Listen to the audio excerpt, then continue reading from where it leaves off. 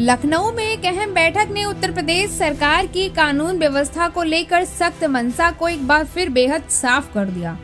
बरेली में 26 सितंबर को जुमे की नमाज के बाद भड़के बवाल के मामले में जिलाधिकारी अविनाश सिंह और एसएसपी अनुराग आर्य मुख्यमंत्री योगी आदित्यनाथ से मिलने पहुंचे और इस मुलाकात में कई बड़े और निर्णायक फैसले सामने आए।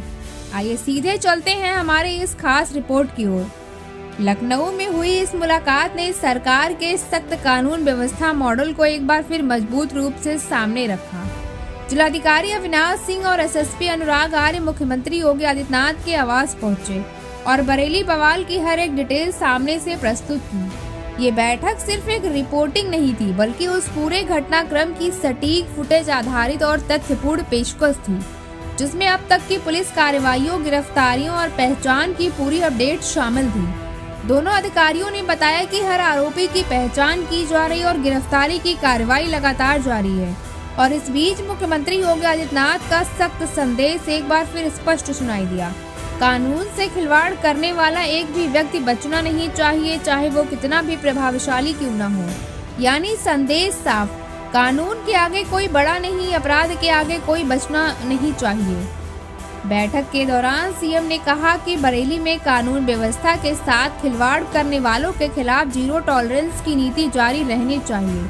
उन्होंने निर्देश दिया कि निचली अदालत से लेकर हाई कोर्ट तक हर स्तर पर मजबूत पैरवी की जाए, ताकि किसी भी आरोपी को राहत का कोई मौका न मिले।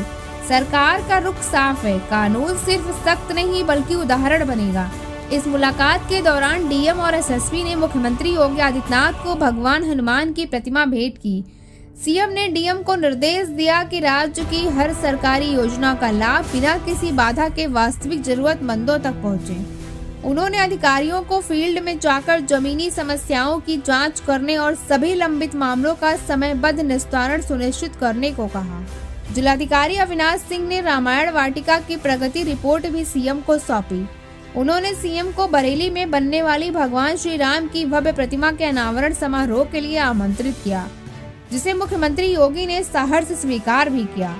इसके साथ ही पंडित राधे श्याम कथावाचक की प्रतिमा स्थापना और कॉलेज के नामकरण का कार्य भी अंतिम चरण में पहुंच चुका है। इन कार्यक्रमों के लोकार्पण के लिए भी मुख्यमंत्री ने अपनी सहमति दी। एसएसपी अनुराग आर्य ने बैठक में बताया कि बरेली बवाल के प्रत्येक तत्व की पहचान और गिरफ्तारी जारी है।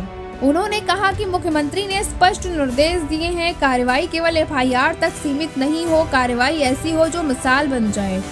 जिलाधिकारी अविनाश सिंह इससे पहले अम्बेडकर नगर के डीएम रह चुके हैं, जहां उन्होंने श्रवण धाम, शिव बाबा और अन्य धार्मिक स्थलों के विकास में महत्वपूर्ण भूमिका निभाई है। उनका स्वभाव विनम्र, सौम्य और व्यवहार कुशल माना जाता है। अकबरपुर चेतना को उन्होंने एक बार इंटरव्यू दिया था। जमीनी समझ, सख्त प्रशासनिक निर्णय और विनम्र व्यवहार, ये सब मिलकर उन्हें एक जिम्मेदार और प्रभावशाली प्रशासक की पहचान देते हैं। तो कुल मिलाकर लखनऊ की ये मुलाकात सिर्फ एक औपचारिक चर्चा नहीं थी, बल्कि एक मजबूत संदेश थी कि यूपी में कानून से ऊपर कोई नहीं और बरेली बवाल के हर आरोपी को कानून की अदालत में जवाब देना ही होगा।